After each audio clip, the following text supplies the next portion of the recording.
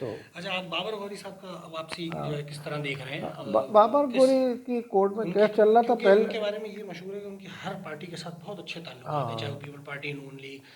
جو ہے تمام لوگوں تمام جماعتوں میں ان کے دوست اور بڑے قریبی تعلقات انہوں نے اصل میں بابر غوری یہاں پاکستان میں اگر آئیں گے اور آ کے جا چکے ہیں، وہ لازمی یہ وہ لیڈران ہیں جن پہ غیر اعلانیہ پابندی تھی، تو ان پہ سے وہ پابندی پہلے مرحلے میں ان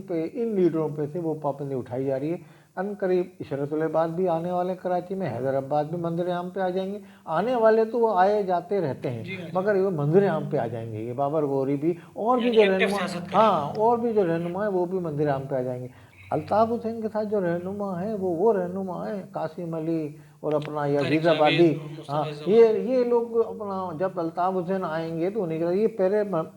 مرحلے میں یہ لوگ کھل کے سامنے آ جائیں گے، ان کے اوپر سے غیر اعلانیہ پابندی ہٹا لی جائے گی۔ یہ ایم کیو پاکستان کا مطالبہ تھا،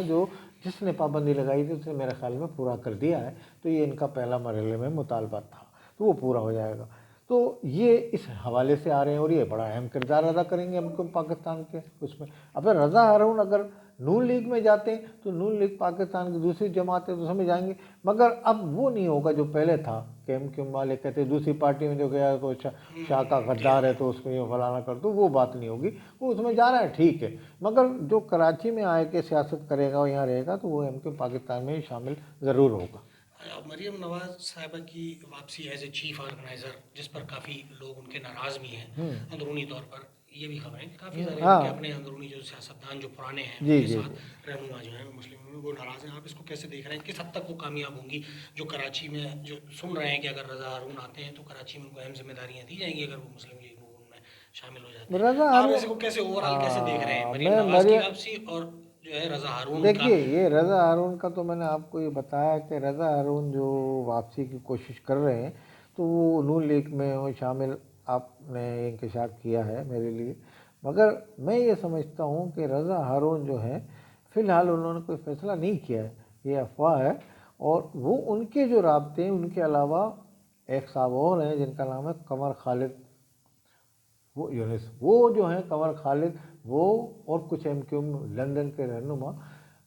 نواز شریف سے میں نے بتایا تو وہ اس حوالے سے رابطے میں گئے ہیں کہ وہ ان کی راہ ہموار کرانے کی کوشش میں لگے ہیں کس طریقے سے، یہ ہے ایک سلسلہ۔ نمبر 2، رضا ہارون اگر آئیں گے وہ سیاست کریں پاکستان نون لیگ میں، مریم جو آئیں گے، مریم پارٹی کو جب یہ سب جیل چلے گئے تھے، نواز شریف کو جیل میں بند کر دیا تھا، نکل گئے تھے، تو یہ پارٹی کو سنبھالا جو مریم نے دیا، ابھارا بہت اچھے انداز میں۔ تو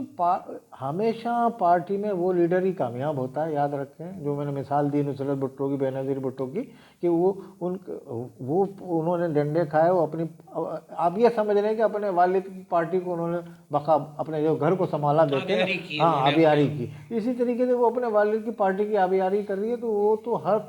چیز داؤ پہ لگا دے گی مریم اپنی پارٹی کو، انہوں نے یہ بیان دیا بھی ہے آج کہ جو قربانیاں دینی پڑیں گی تو دیں گے، تو وہ قربانیاں دینے کے لیے میدان میں نکلیں۔ اچھا یہ جو دوسرے لیڈر ہیں یہ اپنی سینیارٹی کی بنیاد پہ آنا چاہتے ہیں، بھائی سینیارٹی کی بنیاد پہ آئیں گے، مگر جو آپ کو عوام پسند نہیں کرتی، عوام پاکستان کی عوام جو ہے مورچی سیاست پہ یقین رکھتی ہے،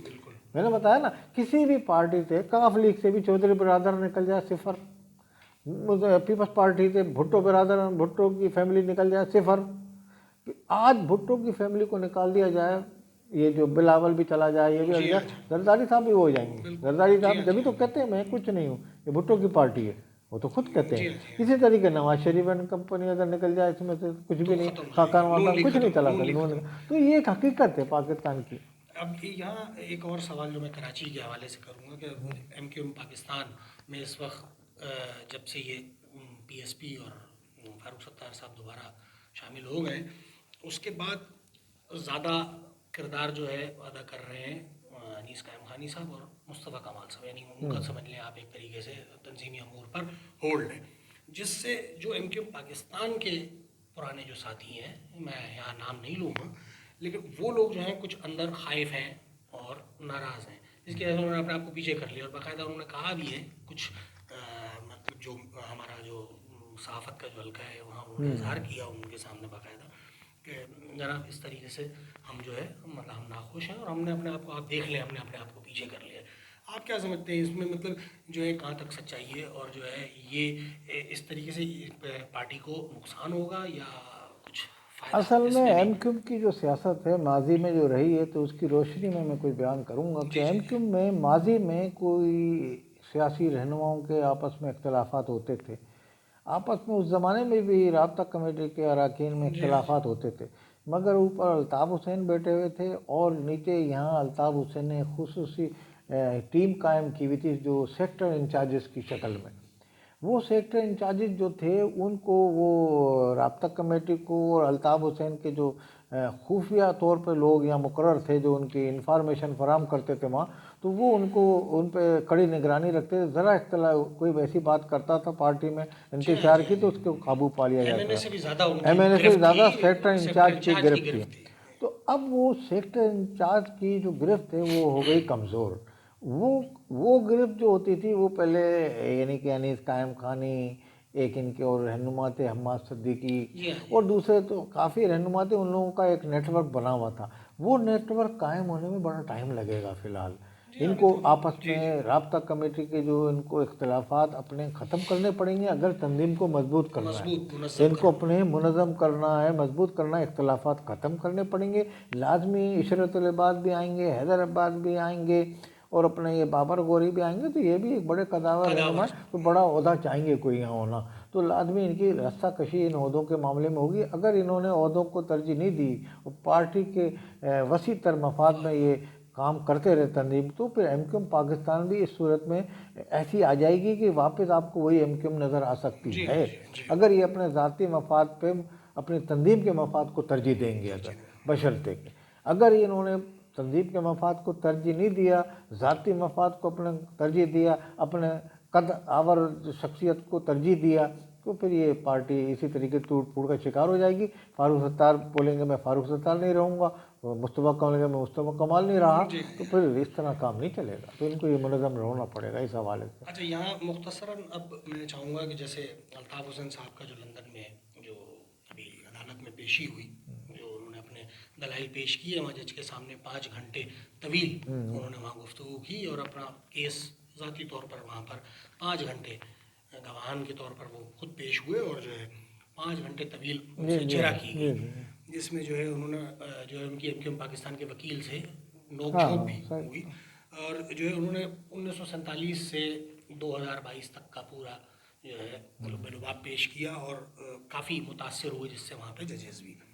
تو آپ اس کو کیسے دیکھیں، کیونکہ ابھی میں چاہوں گا اس پہ مختصراً ہم بات کر لیں کیونکہ ابھی فیصلہ تو میرے صحیح خیال میں صحیح ہفتے سے 10 دن میں جی جی آنا متوقع ہے، اور 10 تاریخ کو 10 فروری کو ان کے پاکستان کی ریلی جو کراچی میں نکالنے کا انہوں نے اعلان کیا ہے وہ بھی ہے، تو اب دیکھیں یہ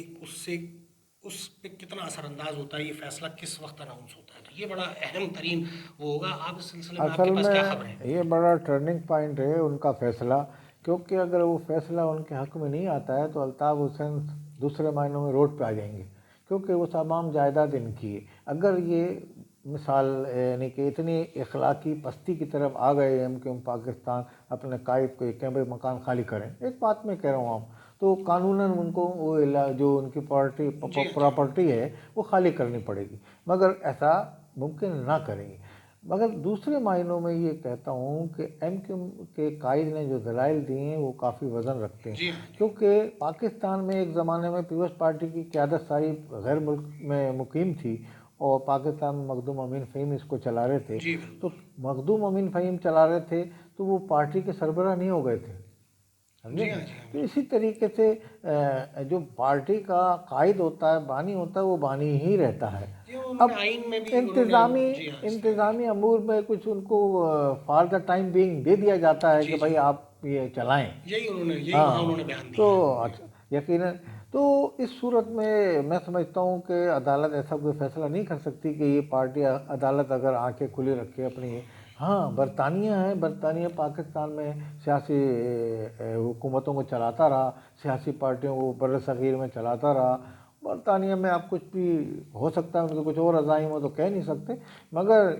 میرے حساب سے جو فیصلہ الطاف حسین کے حق میں آنا چاہیے اس ضمن میں. یہ وہاں کے تو قوانین بھی ہاں مطلب جو ہے بڑے سخت ہیں. اور اگر اس طریقے سے کہ کوئی ایویڈینس یہ دینے میں کامیاب ہوگا کہ بھئی ہمارے انہوں نے کاغذات میں لکھ کے دیے، وہ تو یہ کہتے ہیں کہ میں نے رابطہ کمیٹی کو کہا بھئی فاروق ستار آپ کو فار دا ٹائمنگ چلائیں گے اور میں آپ ان سے رابطے میں رہے، کیونکہ مجھے حکومت نے یہ مطلب بیرون ملک پہ یہ ہے میرا رابطہ کاٹ دیا کہ میرے تمام نشریاتی رابطے اور جو ٹیلی فونک خطاب وغیرہ روک دیے تھے. تو اس لیے انہوں نے کہا تھا. لیکن اطلاعات کے مطابق جو ہے بڑا کمزور کیس ہے MQM پاکستان کا، ہاں کیونکہ انہوں نے آئین کے ہاتھ سے کریکشن کر کے ہاں 2-3 دفعہ جمع تو کرایا یہ ہے. اس میں جو ہے کچھ خامیاں ہیں. تو الطاف حسین کی میرا خیال میں اس میں جیت ہوگی. تو اگر ان کی جیت ہوگی تو پھر یہ ان کے لیے بھی MQM پاکستان کی سیاسی طور پہ بڑا نقصان دہ ثابت ہوگا ان کے لیے. یہ بھی ہے کہ بہرحال کسی نہ کسی موڑ پہ پاکستان میں الطاف حسین کو یہ لوگ یہاں لائیں گے، کیونکہ پاکستان کے سیاسی حکومت جو ہے اگر وہ جیسے وہ جو گروپ قائم ہوا ہے نا، تو وہ گروپ جو ہے وہ کہہ رہا ہے کہ ہم کسی کو غدار نہیں کہتے. یہ خاقان عباسی وغیرہ وہ یہ کہہ رہے ہیں کہ پاکستان میں یہ غداری کا لیبل ختم ہونا چاہیے اور اس طرح کے الزامات لگا کے لوگوں کو مورد الزام ٹھہرا کر نکال دینا ملک سے، تو یہ کسی طریقے سے پاکستان کی خدمت نہیں ہے. تو اس طریقے سے وہ یہ چاہتے ہیں کہ نا تمام ان رہنماؤں کو جو ناراض ہیں پاکستان سے ان کو پاکستان میں لایا جائے. ان کا یہ بھی آگے جا کے وہ مزید سیاست اپنی کریں گے. ابھی تو فی الحال وہ چاہ رہے ہیں کہ فوج اور سیاسی رہنما اور جمہوریت کے بارے میں جو کھچاؤ ہے، تناؤ کی فضا ہے، یہ ختم کی جائے. یہ وہ چاہ رہے ہیں. اس وقت وہ صورتحال میں ایسے ہی چل رہے ہیں وہ. تو میں سمجھتا ہوں وہ کس حد تک کامیاب ہوں گے. تو آگے جا کے ابھی جب ان کا فیصلہ آ جائے گا تو مزید ہم آپ کو اس بارے میں کچھ اپنے رائے دیں گے. تو اب یہ اتنا ہی کافی آپ کے لیے. بہت شکریہ جاوید شاہ صاحب. ناظرین، نیوز اینڈ ویوز سے ہم اجازت چاہیں گے. کافی تفصیلی گفتگو آپ نے سنی اس ویلاگ میں. میں اجازت چاہوں گا. اللہ نے